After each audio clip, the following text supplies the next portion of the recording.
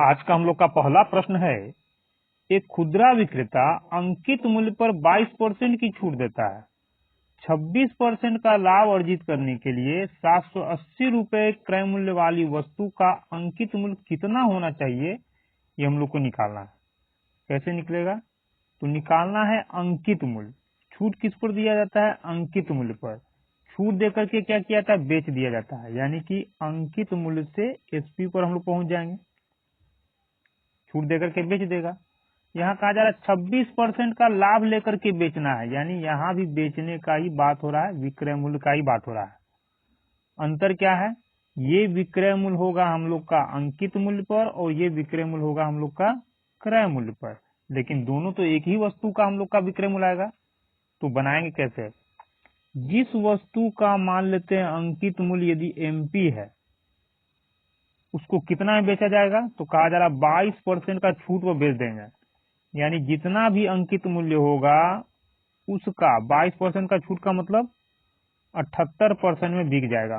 100 में से 22 घटा देंगे, 78%, यानी अंकित मूल्य का 78% में सामान बिक जाएगा। ये हो गया हम लोग का विक्रय मूल्य।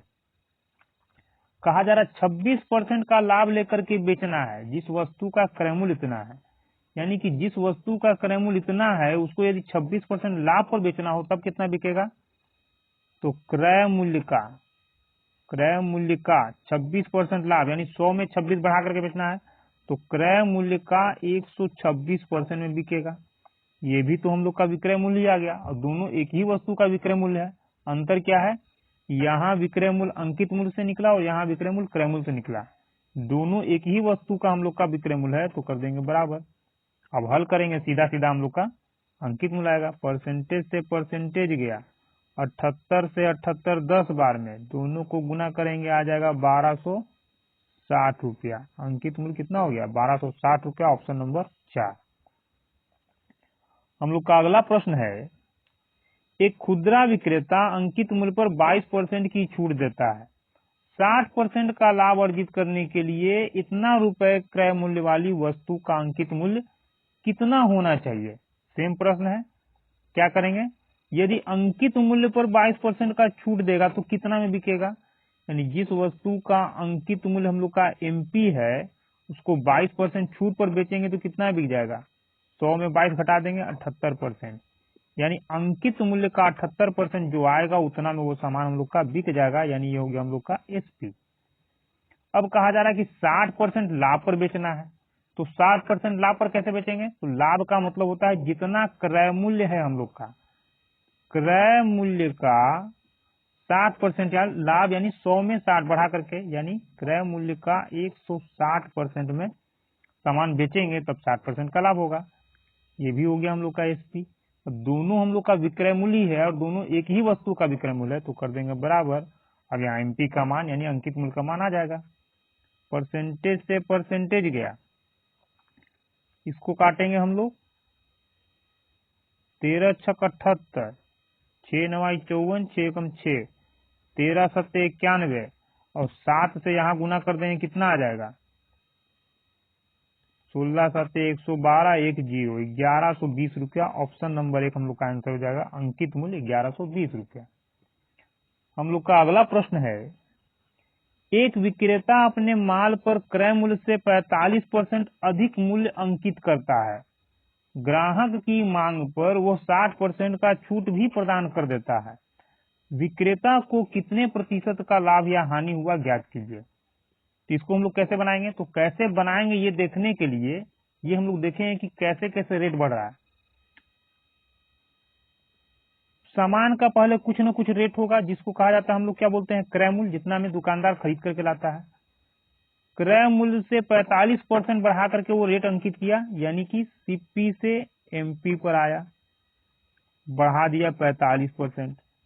फिर जितना रेट बढ़ाया उसी पर 60% का छूट देगा, यानी कि बढ़ाए हुए रेट पर 60% का छूट दे करके वो क्या कर रहा है? बेच दे रहा है। हम लोग को क्या निकालना है? लाभ। तो लाभ या हानि निकालने के लिए क्या क्या हम लोग के पास होना चाहिए? तो लाभ या हानि निकालने के लिए हम लोग सामान कितना में, यानी दुकानदार कितना में सामान लाया और कितना में सामान बेचा, यानी एसपी का बात होना चाहिए। यानी क्रय मूल्य और विक्रय मूल्य रहेगा तब लाभ या हानि हम लोग निकाल सकते हैं। तो क्रय मूल्य से शुरू किए थे और विक्रय मूल्य पर आ गए थे, यानी लगातार हर बार रेट बढ़ते बढ़ते क्या हुआ, यहाँ हम लोग स्पीड को पहुंचे। तो लगातार जब बढ़ेगा तो इसको हम लोग क्या कर सकते हैं, सक्सेसिव रूल से बना सकते हैं। अगर लगातार नहीं होगा तो सक्सेसिव हम लोग का काम नहीं करेगा, उस हालत में हम लोग रेशियो मेथड लगाएंगे, तो यहाँ हम लोग का सक्सेसिव काम कर जाएगा। कैसे, सीपी से पहुंचना हम लोग को एसपी पर, यानी क्रय मूल्य से विक्रय मूल्य पर। अब कैसे कैसे पहुंचेंगे, क्योंकि यहाँ हम लोग देख रहे हैं क्रय मूल्य से शुरू हुआ और विक्रय मूल्य पर खत्म हुआ, यानी कि लाभ हम लोग निकाल सकते हैं। अब निकालें कैसे, कहा जा रहा है जितना भी क्रय मूल्य था 45% अधिक अंकित किया गया। और 45% का मतलब कितना होता है, 9 पचे 45, 20 पचे 100। 20 के सामान पर 9 रुपया बढ़ा करके अंकित करना है, यानी अंकित यदि क्रय मूल्य हम लोग का 20 तो अंकित मूल्य कितना हो जाएगा, 9 ज्यादा, तो ये हो गया हम लोग का बढ़ा हुआ रेट। अब आप कहिए कि यहाँ अंकित मूल्य कहा जा रहा है, निकालना तो एसपी है, तो एसपी ही आएगा। लेकिन पहले क्या कहा गया कि अंकित किया गया, यानी रेट बढ़ा करके रखा गया, तो बढ़ा हुआ रेट ही आ गया। फिर कहा जा रहा है कि 60% का छूट देकर के बेचा जा रहा है, तो 60% का मतलब कितना होता है, 20 या 60, 20 पचे 100, यानी 5 के सामान पर 3 का छूट देना है। यानी जिस वस्तु का क्रय मूल्य 5 होगा उसको 3 का छूट देकर के बेचेंगे, कितना में बिक जाएगा, 2 में। अब एक साथ निकालेंगे तो 20 पाँचे कितना हो गया, 100, 29 गुना कितना हो जाएगा, 58। 100 का सामान 58 में बिका तो कितना छूट मिला, 100 का सामान 58 में, तो लाभ हुआ या हानि हुआ, तो निश्चित है कि 100 का सामान 58 में बिका, यानी कम में बिका तो हानि हुआ। कितने का हानि हुआ, तो 100 में से 58 को घटा देंगे, आएगा 42। ये 42 जो आया कितने पर हानि हुआ, तो 100 पर 42 का हानि, और 100 पर 42 का हानि का मतलब 42%, क्योंकि 100 में जो काम होता है वही हम लोग का परसेंटेज होता है, तो 42% का हानि हो गया। हम लोग का अगला प्रश्न है, एक दुकानदार किसी वस्तु का अंकित मूल्य उसके क्रय मूल्य से 50% अधिक तय करता है। 14% का लाभ अर्जित करने के लिए अंकित मूल्य पर कितने प्रतिशत की छूट दी जानी चाहिए। ये हम लोग का क्या होगा, सक्सेसिव से नहीं बनेगा, इसको हम लोग रेशियो से बनाएंगे। क्यों नहीं बनेगा, अंकित मूल्य क्रय मूल्य से इतना अधिक है। पहले क्या किया गया, क्रय मूल्य था, क्रय मूल्य से बढ़ा करके एमपी रखा गया, 50% बढ़ा दिया। अब बढ़ाने के बाद 14% लाभ अर्जित करने के लिए बेच रहा है, तो 14% लाभ, तो लाभ किस पर होता है, लाभ तो क्रय मूल्य पर होता है, यानी कि इस पर फिर बढ़ा करके 14% बढ़ा करके ये बेचेगा, यानी लगातार नहीं बढ़ रहा है। लगातार बढ़ने का बात होता तो एसपी सीपी से एसपी नहीं जाता, एमपी से एसपी जाता, तब लगातार होता।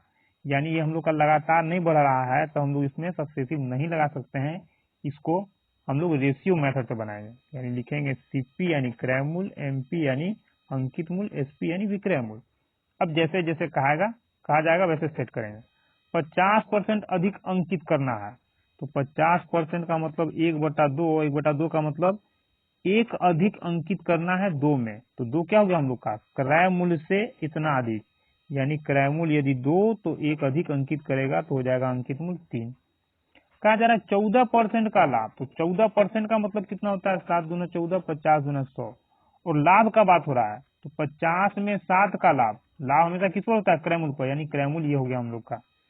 क्या मतलब क्रय मूल्य यदि 50 है तो विक्रय मूल्य कितना होगा, लाभ में बेचना है तो 7 ज्यादा में, ये हो गया हम लोग का। अब इसको हम लोग हल करेंगे। यहाँ देख रहे हैं हम लोग कि क्रय मूल्य 50 आया, यहाँ क्रय मूल्य 2 है, जबकि दोनों एक ही वस्तु का क्रय मूल्य है, तो दोनों जगह मान सेम होना चाहिए। तो इस 2 को 50 बनाने के लिए 25 से गुना करेंगे, क्योंकि 2 और 3 एक ही अनुपात में है, तो इसमें भी 25 से हम लोग का गुना हो जाएगा। अभी कितना हो जाएगा, 50, तो 50 एक ही बार लिखाएगा 50, ये कितना हो जाएगा 75, और ये हम लोग का 57 है ही। एक साथ में क्रय मूल्य, अंकित मूल्य और विक्रय मूल्य का अनुपातिक माना गया। लेकिन देखना ये कि हम लोग को किसका जरूरत है, तो कहा जा रहा है अंकित मूल्य पर कितना छूट दिया गया, अंकित मूल्य पर छूट देकर के बेचा गया। किस पर छूट दिया गया, अंकित मूल्य पर छूट देकर के क्या किया गया, बेच दिया गया। यानी हम लोग को मतलब किससे किससे है, 75 और 57 से, जिसको और काट के छोटा करेंगे, 25 या 75, 19 या 57, यानी 25 का सामान 25 का सामान 19 में बेचा गया, जिस वस्तु का अंकित मूल्य इतना था उसको 19 में बेचा गया, तो कितने का छूट दिया गया, क्योंकि छूट अंकित मूल्य को दिया जाता है, क्रय मूल्य से मतलब है नहीं। तो 6 का छूट दिया गया। 6 का छूट कितना पर, अंकित मूल्य पर, अंकित मूल्य यानी 25 पर। तो 25 पर 6 का छूट, तो 100 पर कितने का छूट, 25 चौक 100, 6 4 का 24%। ऑप्शन नंबर 3 हम लोग का आंसर होगा। हम लोग का अगला प्रश्न है, यदि पहली संख्या का 18% दूसरी संख्या के इतना के बराबर है तो पहली संख्या और दूसरी संख्या का अनुपात ज्ञात कीजिए। करना कुछ नहीं, जैसे कहा जा रहा वैसे ही सेट कर देना है।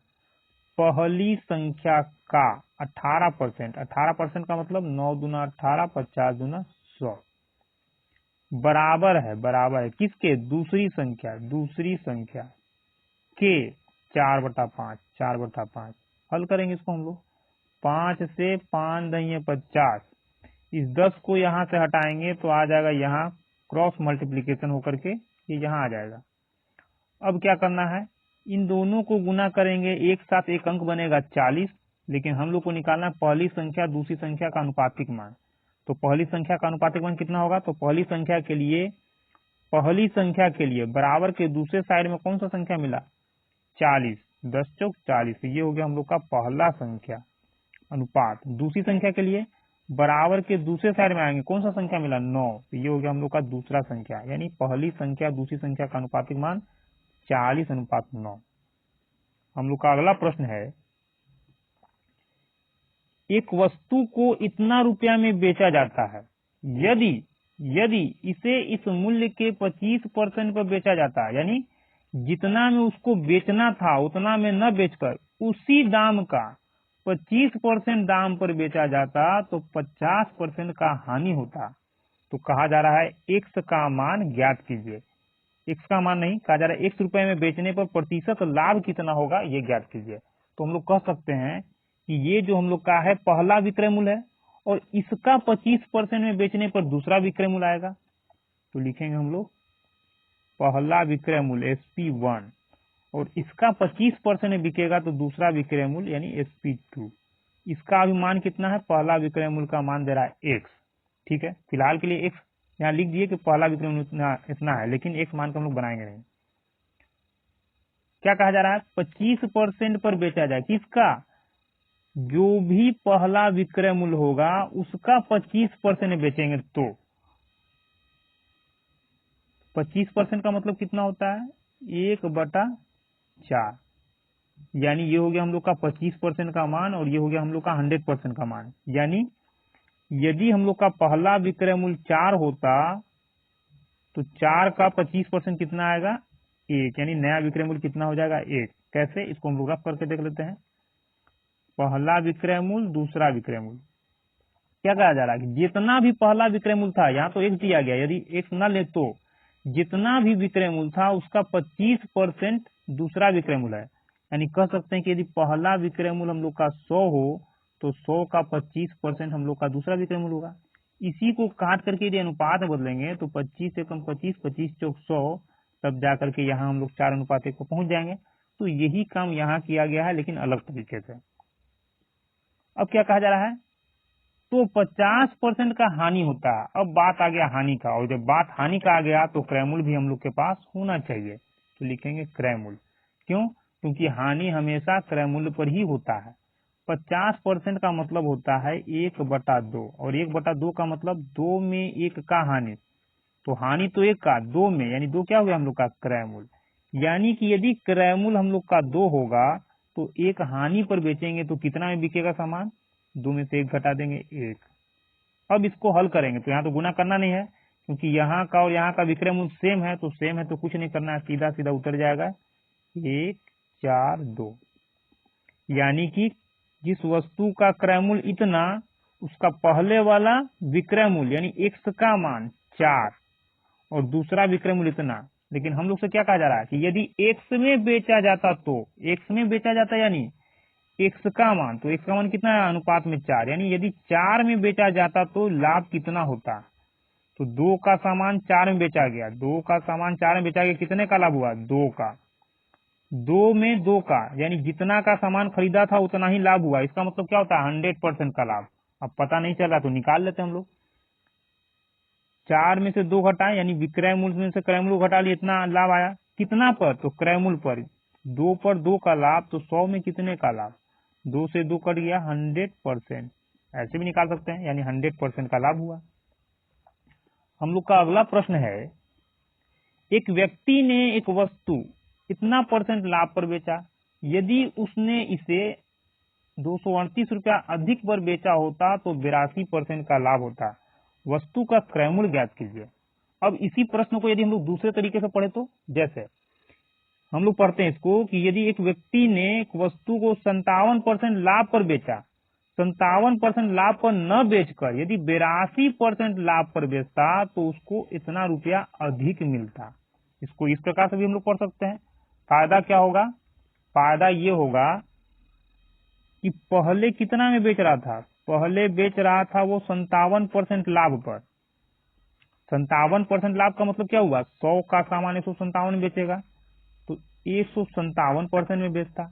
लेकिन दूसरा विक्रय मूल्य क्या है? 82% लाभ पर, यानी कि 182 में बेचता। तो पहले की तुलना में दूसरा विक्रय मूल्य कितना ज्यादा आ गया? 7 5 12 5 1 6 2 8, 25% ज्यादा। इसका मतलब पहले की तुलना में 25% हम लोग को ज्यादा रुपया मिलेगा। और ज्यादा कितना? तो यहाँ कह रहा 25%, परसेंटेज है 25%, लेकिन यहाँ कह रहा है कि 238 रुपया। तो कह सकते हैं ना हम लोग कि 25% का एग्जैक्ट रुपया में मान 238 रुपया है। पूछा क्या जा रहा है? वस्तु का क्रय मूल्य ज्ञात कीजिए। तो क्रय मूल्य कितना होता है? ये 157 कहाँ से आया? 100 में 57 जोड़ने पर, यानी कि हम लोग का क्रय मूल्य कितना था वस्तु का? 100, 100%। तो 100% का मान निकालना है। तो 25 को 100 बनाने के लिए कितना से गुना करना पड़ेगा? 4 से। जब यहाँ 4 से किए हैं तो यहाँ भी 4 से गुना करना पड़ेगा। और जैसे ही 4 से गुना करेंगे तो 8 चौक 32, इकाई अंक कितना आ जाएगा? 2। पूरे ऑप्शन में एक ही ऑप्शन है जिसका इकाई अंक हम लोग का 2 है, ऑप्शन नंबर 4। तो सीधा यही हम लोग का आंसर हो जाएगा। हम लोग का अगला प्रश्न है, वर्ष 1956 में कस्बे की जनसंख्या इतना थी, यदि दो लगातार दशकों में इसकी जनसंख्या 20% प्रति दशक की दर से वृद्धि हुई तो वर्ष 1976 में कस्बों की जनसंख्या कितनी थी? दशक का मतलब हर 10 साल में शहर का जनसंख्या 20% बढ़ रहा है। हर 10 साल में कितना बढ़ेगा? 20% बढ़ेगा। तो देखेंगे हम लोग 1956 से 1976 तक कितना साल बढ़ा है। तो 1976 में से 1956 को घटा देंगे तो आ जाएगा हम लोग का 5 2 7, 20 वर्ष। 20 वर्ष आया। और हर दशक में, हर एक दशक में 20% बढ़ रहा है। दशक का मतलब हर 10 साल में। तो 10 साल, 20 वर्ष में 10 साल का कितना टुकड़ा? तो काट देंगे 2, यानी 2 बार इसका जनसंख्या 20% के हिसाब से बढ़ेगा। कितना बार? 2 बार। क्या करेंगे हम लोग? पहले का जनसंख्या और बाद का जनसंख्या लिखेंगे। कितना बार बढ़ेगा? 2 बार। तो 2 बार लगातार बढ़ रहा है। पहले बढ़ा फिर बढ़े हुए में बढ़ेगा। तो लगातार यानी इसमें हम लोग सक्सेसिव लगा सकते हैं। तो 20% का मतलब होता है 1/5, यानी 5 में 1 का वृद्धि। तो पहले यदि 5 होगा तो बाद में कितना हो जाएगा? 6। यही काम कितना बार होगा? 2 बार। तो 5 से 6 मिला देंगे, 50 25, 6 6 36। यानी हम लोग का यदि पहले का जनसंख्या इतना है तो बाद का जनसंख्या इतना होगा अनुपात में। इतना अनुपात में होने का मतलब है कि बाद का जनसंख्या जो भी होगा वो 36 से हम लोग का कटने वाला होना चाहिए। अब 36 से कटने वाला होना चाहिए तो निकालें कैसे? पूरा सबको 36 से भाग दे करके देखेंगे? नहीं, 36 हम लोग का किससे कटता है? 9 4, 36 को लिख सकते हैं 9 और 4, यानी कि 4 से कटने वाला भी हम लोग का होना चाहिए। यदि 36 से कटेगा तो 4 से भी कटेगा। पूरे ऑप्शन में 4 से कटने वाला ऑप्शन नंबर 4 ही है और कोई नहीं है। तो सीधा सीधा हम लोग का हो जाएगा 1976 में कस्बे की जनसंख्या इतना। हम लोग का अगला प्रश्न है, एक गांव की जनसंख्या अभी इतनी है, पहले वर्ष में 5% की वृद्धि, दूसरे वर्ष में 30% की यदि जनसंख्या में वृद्धि होती है तो 2 वर्ष के बाद इस गांव की जनसंख्या कितनी हो जाएगी? ये हम लोग को ज्ञात करना है। यानी लगातार बढ़ रहा है, पहले साल बढ़ेगा फिर बढ़े हुए में और बढ़ेगा। जहां लगातार का बात होता है तो वहां हम लोग सक्सेसिव लगा सकते हैं। तो लगाएंगे पहले का जनसंख्या और बाद का जनसंख्या। पहले कैसे बढ़ा? 5%। 5% का मतलब 1/20, यानी 20 में 1 का वृद्धि, 20 में 1 का वृद्धि हो जाएगा 21। फिर दूसरे वर्ष 30%, 30% का मतलब 3/10, यानी 10 में 3 का वृद्धि। तो पहले यदि 10 होगा तो 3 बढ़ जाएगा, 13 हो जाएगा। क्या करेंगे? दोनों को गुना, ये हो गया 200, इसको गुना करेंगे तो आ जाएगा हम लोग का 13 एकम 13 के 3 हाथ में 1, 13 दूने 26, 1 27। यानी पहले जनसंख्या यदि इतना था तो बढ़ा हुआ जनसंख्या हम लोग का इतना आएगा। अब इसको हम लोग कैसे चेक करें? यदि डायरेक्ट ऑप्शन से चेक करना चाहे तो 21 हम लोग का 7 और 3 से कटता है, तो 3 से जैसे ही चेक करेंगे तो देख लेते हैं 3 से चेक करके हो सकता है कि हम लोग का डायरेक्ट बन जाए। तो 5 1 6 6 12, ये 3 से कटेगा। 4 1 5 5 10 8 18, ये भी 3 से कटेगा। यानी कि एक से अधिक ऑप्शन हम लोग का 3 से कट रहा है, इसका मतलब 3 से चेक नहीं कर सकते हैं, तो फिर हम लोग को 7 से चेक करना पड़ेगा। और 7 से चेक करने से अच्छा है कि इसको हम लोग पूरा बना ही लेते हैं। अब बनाएंगे कैसे पूरा? तो यहाँ हम लोग का पहले का जनसंख्या कितना है अनुपात में? 200, लेकिन यहाँ कह रहा है कि पहले का जनसंख्या कितना था? 1,10,000। तो हम लोग क्या करेंगे? इसको पूरा का पूरा हल करेंगे। हम लोग को एक्यूरेट जनसंख्या निकालना है, इसलिए एक्यूरेट जनसंख्या को ऊपर रखेंगे, यानी 1,1,0,0,0,0, 200। यानी अनुपात में हम लोग का जनसंख्या इतना है तो एग्जैक्ट जनसंख्या इतना है, तो कह सकते हैं कि 200 अनुपात का मान इतना निकालना क्या है? अभी का जनसंख्या यानी बढ़ा हुआ जनसंख्या, तो बढ़ा हुआ जनसंख्या अनुपात में इतना है, तो इतना का मान कितना? तो क्या करेंगे? इंटू 273, यानी 200 का मान इतना तो 273 का मान कितना? अब निकाल लेंगे। 00 से 00, 2 पाँचे 10, 2 पाँचे 10, 550। अब 550 से जैसे ही इसमें हम लोग गुना करेंगे तो आए कुछ भी, लेकिन लास्ट में एक जीरो ही आएगा। तो पूरे ऑप्शन में हम लोग का एक ही ऑप्शन है जिसका अंतिम एक जीरो है, यानी जिसके अंत से एक जीरो हम लोग का है, बाकी सब में 2 जीरो 2 जीरो 3 जीरो है। आना चाहिए एक ही जीरो, क्योंकि यहाँ एक ही जीरो है। अब इसके बाद गुना करेंगे तो यहाँ हम लोग का विषम, यहाँ विषम, तो जीरो तो आएगा नहीं, तो सीधा सीधा हम लोग का आंसर ये हो जाएगा, यानी कि इन दोनों को गुना करने पर इतना हम लोग का आ जाएगा। हम लोग का अगला प्रश्न है, एक व्यापारी इतना रुपया में एक ओवन खरीदता है, इसके अंकित मूल्य पर 45% की छूट देने के बाद भी 37% का लाभ होता है, तो अंकित मूल्य ज्ञात कीजिए। सेम इसी प्रकार का प्रश्न हम लोग फर्स्ट और सेकंड वाले में बना चुके हैं, यानी फर्स्ट प्रश्न और सेकंड प्रश्न हम लोग का यही प्रश्न था ही। इसको आप चाहे तो डायरेक्ट बना सकते हैं अपने से, या फिर इसको हल कर ही दिया जाता है। अंकित मूल्य निकालना है, तो अंकित मूल्य, जिस वस्तु का अंकित मूल्य इतना होगा 45% छूट पर कितना बेचा जाएगा? अंकित मूल्य का 55% में बेचा जाएगा। ये क्या आ जाएगा हम लोग का? एसपी। बात किया जाए लाभ का, तो लाभ किस पर होता है? क्रय मूल्य पर। यानी जिस वस्तु का क्रय मूल्य 605 है, उसको यदि 37% लाभ पर बेचना हो तो कितना बिकेगा? 605 का 37% लाभ पर, यानी कि 137% बिकेगा। ये भी हम लोग का विक्रय मूल्य आया। दोनों एक ही वस्तु का विक्रय मूल्य है तो बराबर कर देंगे। अब इसको हल कर लेंगे। परसेंटेज से परसेंटेज गया, 11 पचे 55, 12 पचे 60 है कि 11 11 121, इसको गुना करेंगे तो कितना आ जाएगा? 7 7 3 10 शून्य हाथ में 1, 3 1 4 1 5 1, 1507 रुपया, यानी कि अंकित मूल्य का मान कितना हो गया? 1507 रुपया, ऑप्शन नंबर 1।